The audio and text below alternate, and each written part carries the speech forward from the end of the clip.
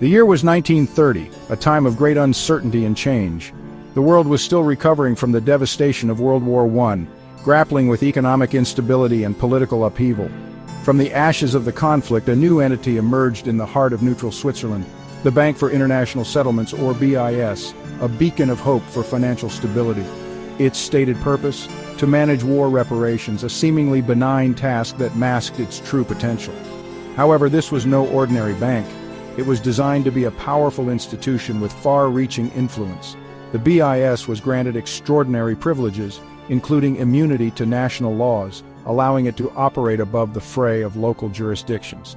This unprecedented level of autonomy would prove to be a harbinger of the immense power it would come to wield, shaping the financial landscape for decades to come. The architects of this new financial order were men of influence and ambition, each with their own vision for the future. Montague Norman, the enigmatic governor of the Bank of England, saw the BIS as a tool to restore stability to a fractured world, a world in desperate need of order. Émile Moreau, governor of the Bank of France, sought to secure the financial interests of his nation, ensuring France's economic security. And Hjalmar Schacht, then president of the Reichsbank, envisioned a Germany restored to its former glory, with the BIS playing a key role in its economic resurgence and revival. From the beginning, the BIS was shrouded in secrecy, its true intentions known only to a select few. Its operations were conducted behind closed doors, its decisions shielded from public scrutiny, creating an aura of mystery. This lack of transparency would become a hallmark of the bank, fueling suspicion and mistrust among those who questioned its true purpose and motives. Despite its shadowy origins, the BIS would become a cornerstone of the global financial system, a testament to its enduring influence and power. Even across the Atlantic, in the burgeoning financial districts of America, the influence of the BIS was felt, as local banks and financial institutions began to align with the new global financial order. The outbreak of World War II cast a long shadow over the BIS, altering its course dramatically. The bank's dealings during this period would expose a darker side to its operations, revealing its controversial role in global finance, inextricably linked to the horrors of the Nazi regime and their ruthless expansion. As the Third Reich plundered the wealth of conquered nations, the BIS became a conduit for stolen gold and other assets. Millions of dollars in stolen assets flowed through its accounts, facilitating the Nazi war machine, including gold seized from the central banks of occupied countries, which was then laundered through the BIS. At the helm of the BIS during this tumultuous period was Thomas H. McKittrick, an American banker with significant influence. McKittrick's role in facilitating these transactions remains a subject of intense debate and scrutiny. Some argue that he was an unwitting pawn in a larger game, manipulated by forces beyond his control, pressured by powerful forces to comply with the demands of the Nazi regime, while others see him as complicit. Others contend that he was a willing collaborator, motivated by profit or ideology, making him a controversial figure in history.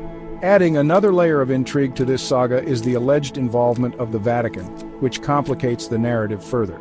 The Vatican Bank, under the leadership of Bernardino Nogara, allegedly received looted gold and other treasures from Nazi-occupied territories, raising ethical questions. While the full extent of the Vatican's complicity remains shrouded in mystery, the implications are profound. The evidence suggests a clandestine network operating at the highest levels of power, involving multiple influential entities, with the BIS at its center, orchestrating a complex web of financial transactions. With the war over and a world in ruins, the BIS faced calls for its dissolution. The 1944 Bretton Woods Conference, convened to rebuild the global financial system, posed a direct challenge to the bank's continued existence. Many delegates argued that the BIS, tainted by its wartime activities, should be dismantled. However, the bank had powerful allies. Behind the scenes, a network of influential figures, including members of the Rothschild, Rockefeller, and Warburg families, lobbied for its survival. These elites, recognizing the BIS's potential as an instrument of financial control, ensured its continued existence. The bank's mandate was expanded, and it played a key role in financing European reconstruction, further solidifying its position in the global financial order.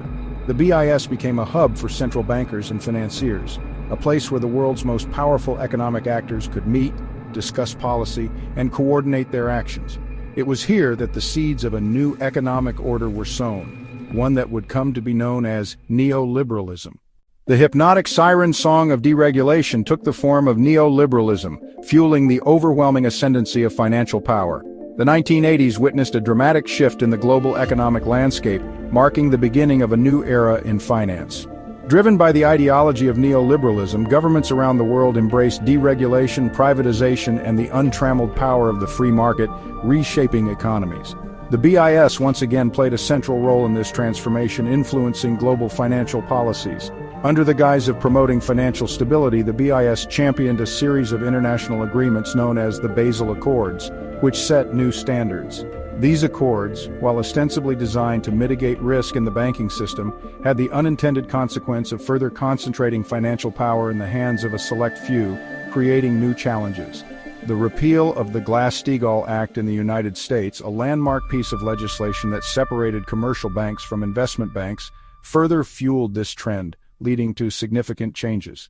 As financial markets became increasingly complex and interconnected, a new breed of financial institutions emerged: hedge funds, private equity firms, and other entities, and shadow banks, which operated in the shadows of the financial system. These entities operated largely outside the reach of traditional regulators, exploiting loopholes and lax oversight to generate enormous profits, often at the expense of broader economic stability. At the stroke of 0 hour, a covert financial takeover recalibrated global power, empowering a new spacefaring aristocracy to stake claims beyond Earth's borders. The 2008 global financial crisis marked a turning point. The near collapse of the global financial system exposed the fragility of the neoliberal experiment. Yet, instead of a fundamental reassessment of the system that had brought the world to the brink, governments responded with an unprecedented wave of monetary stimulus. Central banks around the world slashed interest rates to near zero, injecting trillions of dollars into the financial system. This easy money policy, while averting a complete collapse, had the unintended consequence of further inflating asset bubbles and exacerbating wealth inequality.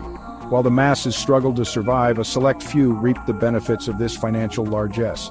Billionaires like Elon Musk, Jeff Bezos, and Richard Branson saw their fortunes soar as their companies benefited from government contracts, tax breaks, and access to virtually free capital.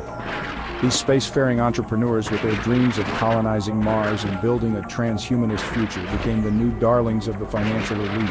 Global movements, hackers, and independent journalists are already spreading the #ExposeBS, leaking documents and protesting in public squares. But taking on the BIS, and by extension the IOR, Harvard, and the oligarchic networks, requires more than outrage. It demands massive audits, international parliamentary oversight, and reforms that dismantle the parallel financial governance described by Fitz. And on the horizon of a new dawn, one question remains: who truly decides humanity's fate? The glass palaces of the Tower of Basel, the medieval vaults of the Vatican, or the will of a planet that, for now, still pulses under the control of the few?